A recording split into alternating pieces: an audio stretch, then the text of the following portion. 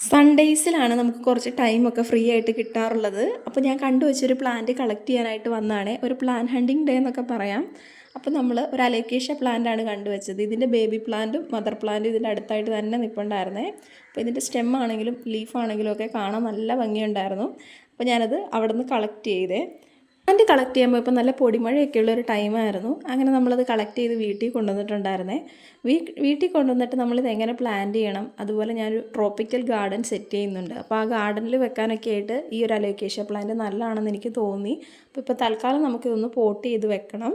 പിന്നെ നമ്മൾ ചെടി നടാനായിട്ട് കുറച്ച് ജാറും കളക്ട് ചെയ്തിട്ടുണ്ടായിരുന്നേ.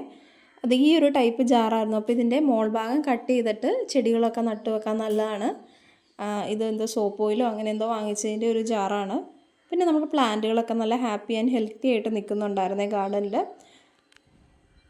സമയക്കുറവ് മൂലം ഞാൻ നടാതെ കുറച്ച് പ്ലാന്റുകൾ മാറ്റി വെച്ചിട്ടുണ്ടായിരുന്നേ. അതായത് എനിക്കൊരാൾ തന്ന പ്ലാന്റാണ്. കുറച്ച് സ്നേക്ക് പ്ലാന്റും അതുപോലെ തന്നെ നമ്മുടെ ബിഗ് റോയുടെ പ്ലാന്റുകളൊക്കെ കുറച്ചധികം വെച്ചിട്ടുണ്ടായിരുന്നു. അതൊക്കെ പ്ലാന്റ് ചെയ്യാൻ നമ്മുടെ ഈ പോട്ടിൻ്റെ ഒരു കുറവും, അതുപോലെ നമുക്ക് ടൈം തീരെ കുറവാണ്. അതുകൊണ്ടാണ് അതൊന്നും പോട്ട് ചെയ്യാതെ വെച്ചേക്കുന്നത്. എന്തായാലും നമ്മൾ അടുത്ത ദിവസം തന്നെ ഇതൊക്കെ പോട്ട് ചെയ്യുന്നതായിരിക്കും. പ്ലാന്റ് ഒരു സാധനം നമ്മുടെ കയ്യിലുണ്ടെങ്കിലും ഇല്ലെങ്കിലും നമുക്കത് വീണ്ടും വീണ്ടും കിട്ടുമ്പോൾ കളക്ട് ചെയ്യാനുള്ള ഒരു ഇഷ്ടം ഉണ്ടല്ലോ, അതൊരിക്കലും പോകത്തില്ല കേട്ടോ. പ്ലാന്റിനോടൊരു പ്രത്യേക ഇഷ്ടം തന്നെയാണ് നമുക്കുള്ളത്. ഈ ഒരു ഗ്രോ ബാഗിലാണ് അപ്പോൾ നമ്മൾ പോട്ട് ചെയ്യാൻ പോകുന്നത്. അപ്പോൾ ഓൾറെഡി ഞാൻ ചാണകവും മണ്ണൊക്കെ മിക്സ് ചെയ്ത് വെച്ചേക്കുന്ന ഒരു ഗ്രോ ബാഗാണിത്. അപ്പോൾ ഇതിലേക്ക് തന്നെയാണ് നട്ടു കൊടുക്കുന്നത്.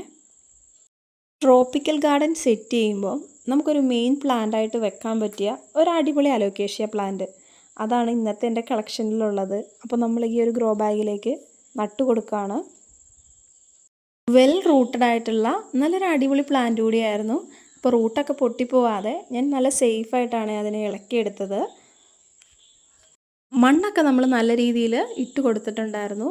അപ്പോൾ പ്ലാന്റ് എന്തായാലും എഴുന്നേക്കാൻ കുറച്ച് ദിവസം പിടിക്കും. നട്ടപ്പോൾ തന്നെ ഇങ്ങനെ ആടി പോകുന്നുണ്ടായിരുന്നേ.